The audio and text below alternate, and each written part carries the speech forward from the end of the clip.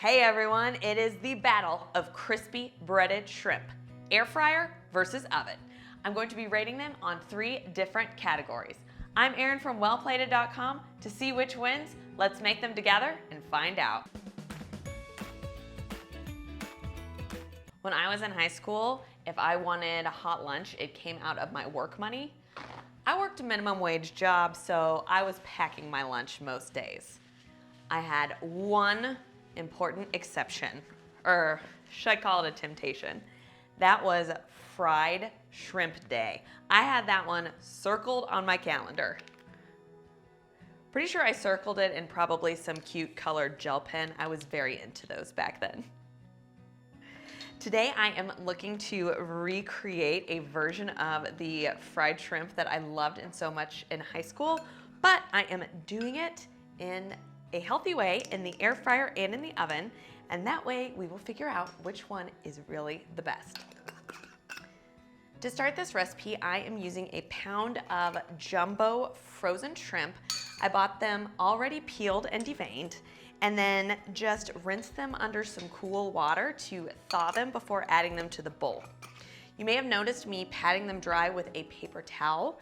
I did that just because it will help the breadcrumb coating stick a little bit better, and that will make the shrimp more crispy. Listen, you do not need to spring for fresh shrimp for this.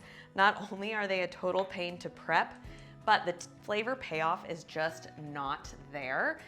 Most of the shrimp that you buy at the seafood counter, unless you are lucky enough to live on the Gulf and have access to fresh shrimp, is frozen anyway. Give yourself a shortcut, buy the frozen one that is already peeled and deveined.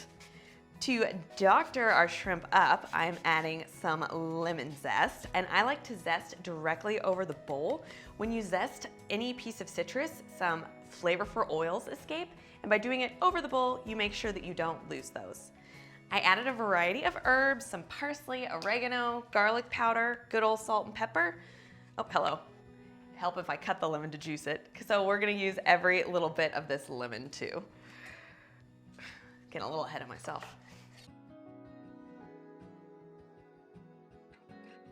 I love this citrus juicer. Tip, you actually put it in here cut side down. I think I just picked up on that maybe a couple of years ago. I was using it wrong for a long time. A little bit of olive oil. I'm gonna eyeball it.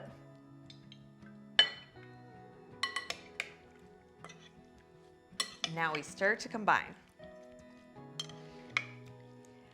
We're gonna set this aside to marinate a bit so the flavors can get cozy and then get to work on that breading.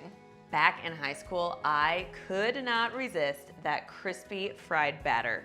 To my 15-year-old palate, it was the epitome of gourmet. It was probably about 120% of my daily sodium intake, and it was definitely more breading than shrimp, but back then I didn't care. Today I care more, which is why I am looking to create a healthy version of that breaded shrimp that I loved so much back in high school that still passes flavor muster. You want 2 shallow bowls. I like to use pie plates because they work really well, but any shallow bowl is just fine. In this first bowl, I am combining Italian seasoned breadcrumbs. I like to use the ones that are already seasoned because it saves me a step, with some Parmesan cheese. We want the Parmesan just because we are not dunking the shrimp in a vat of oil, so we need to make sure that it still has a little bit of indulgent richness that lives up to the crispy fried shrimp of high school Erin's memory. In this pie dish, I am beating together 1 large egg. The egg is what makes sure that our breadcrumb coating actually sticks to the shrimp. You dunk the shrimp in the egg and then right over into the breading mixture. I usually work a few at a time. So now with this hand, I am going to toss them in the breadcrumbs. And then this one I'm gonna try to keep out of the plate just to keep things a little bit tidier. Coat the shrimp on all sides, shake off any excess, and then put it onto a sheet pan or a big plate. This is going to be kind of our staging station. For our battle of the shrimp, I will be grading on 3 key categories: crispiness, ease of preparation, and which one best lives up to the deep fried experience. Let the battle commence. I'm gonna cook half of these shrimp in the air fryer. The other half are going into the oven. I'm going to air fry at 390 degrees for just 4 minutes. The air fryer is quick. In my oven, it'll be 400 degrees for about 8 to 12 minutes. For both, I'm going to flip the shrimp over halfway through and hit them with a little nonstick spray to help them get nice and brown. The ones that go into the oven, I have elevated on a cooling rack. That will help the air circulate so that they cook evenly. And in the air fryer, I'm putting the shrimp in just a single layer. Again, we need that air circulation. This means if you're air frying a lot of shrimp, you'll need to cook it in multiple batches. It is judgment time. On our blue plate, I have the air fryer shrimp. On our gray plate, I have the oven shrimp. Only the taste will tell. There is a really nice crispiness on this shrimp. You can even see the difference with the golden color, and the shrimp is pretty juicy. Let's see how it stacks up to the ones we baked in the oven.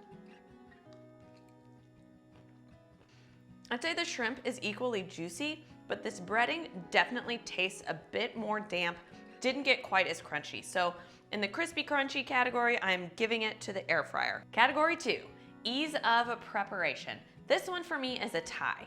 The air fryer cooks the shrimp super quickly, just 4 minutes, but you have to do it in multiple batches. For a pound of shrimp in my air fryer, it took about 3 batches. In the oven, you can do all the shrimp at once, but it takes a little longer. As far as our third and most important category, the overall winner, I'm gonna give it to the air fryer shrimp. When we are craving something crispy and deep fried, these are what is going to seal the deal. Do you have any burning air fryer questions? Please leave them in the comments section below. Don't forget to check out my killer air fryer chicken breast, another excellent way to use your air fryer, and I hope to see you next time.